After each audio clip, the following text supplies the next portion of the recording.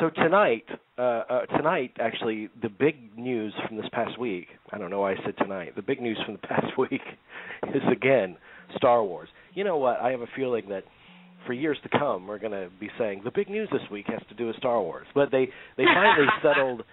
They finally settled on their director for Episode 7, and that director is JJ Abrams. Apparently, he's the savior of all reboots.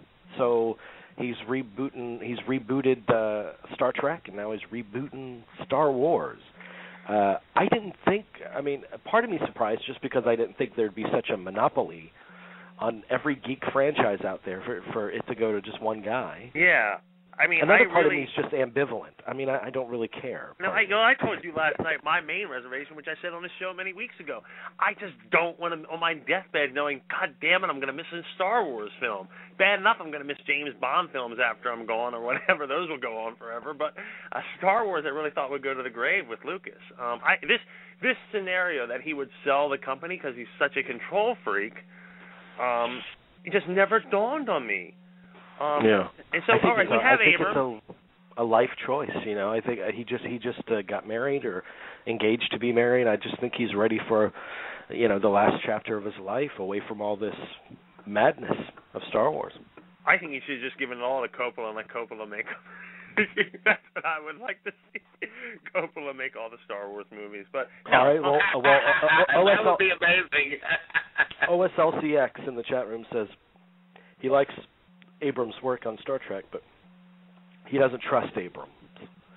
Do you trust him to pull out a good Star Wars? I trust him to put out a good Star. That's not the question. I mean, here's the thing. Here's what I'm learning slowly through a lot of people. Even if, let's say, in the best of all possible worlds, at one point it looked like David Fincher or Matthew Vaughn. You know what we have? You know, it's not that there's rumor has it that George is going to be a lot more involved than anyone thinks. I'm sure he's going to be deeply involved. He's never going to really be. He's never going to be hands off in any way. So now, having said that, the thing that's interesting about Abrams is very secretive. Mm-hmm. Now, as you know, with Star Wars used to be very secretive, like with Return of the Jedi, but in the age of the Internet, there's no way they could be secretive.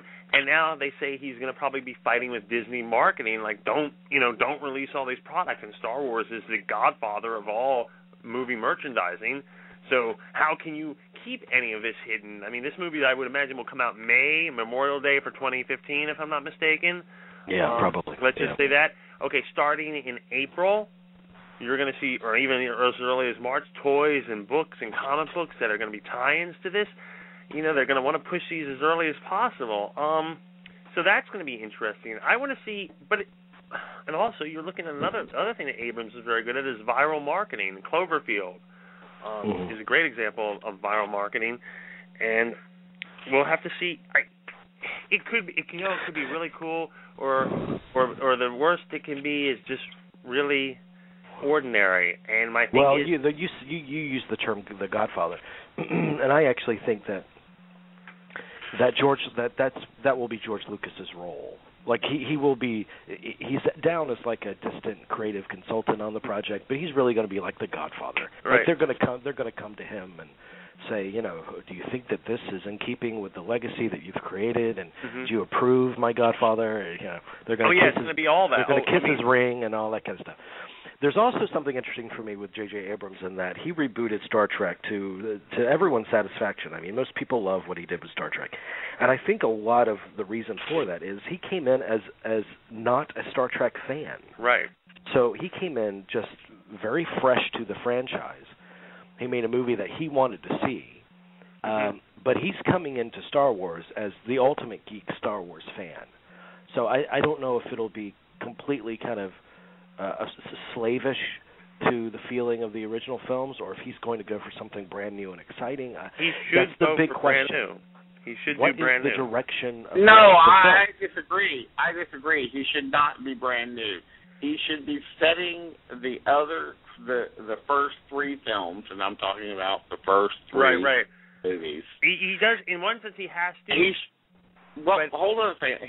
He should be studying those films and studying what Lon Crane, specifically what Lon Crane and especially what Kirshner did with those two films, and studying how to remove himself from the equation, and actually putting the series first and foremost into his mind. So seriously, no lens flares, you know. No, nothing like that. Of course. Put one or two in there. You can put one or two in there, but please. Man, that lightsaber is going to be particularly blinding under JJ Abrams. Yeah. But let me say this though: he sort of has to come in and do something new, because Star Wars, as much as it is a brand and everything, is something quaint about it. Something that you really in a post Christopher Nolan filmmaking world, you really have to do something big and daring. You have to do something I think he has to, even like the original, don't get me wrong, the original trilogy is the go-to trilogy of trilogies, but you still have to, remember in Return of the Jedi, they're running out of ideas. They bring back the Death Star and a planet full of teddy bears. Well, I agree, but that's a story level, not on a direction level, though. Yeah. That was the original title of the film, actually, A Planet Full of Teddy Bears. It was not Return of the Jedi. It was like the original Ted, is what actually Return of the Jedi was. Now, that would be a good move. That would be a great move. Yeah, but here's the conundrum, and you guys have expressed it just there. He needs to do it old school. No, he needs to do something completely new with it. I mean, there is an element of this where he can't win. All he really needs to worry about, make a good movie, and then that'll shut everybody. Story. Have something that's going to propel you to want to come back and see 8 and 9. Yeah. That's true, but I just hope that there's enough of the old school there. I'll take a combination of the two, but I don't want to see it completely like ridiculously new, you know. But in saying that, I have to say I loved his take on Star Trek. Yeah. And I thought he did a terrific job with that. So that's positive, and I think that's what got him the job. Okay. You don't think it was Super 8? No. Okay. All right. Super 8. Yeah, you can tell how impressed I was with that movie.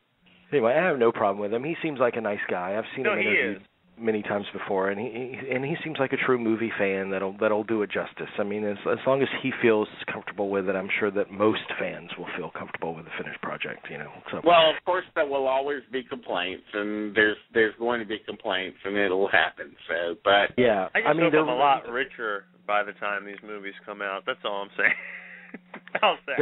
There will be a lot of complaints, but people complain about anything. Yeah, and essentially, any of those people that complain, that just live to complain about this, their lives are ending. Like the last series of films. Oh, you ruined my childhood. I mean, first of all, grow up. Secondly, you couldn't do any better. Yeah. Oh, I couldn't do any better. That's how I feel. That says it all. Okay, let's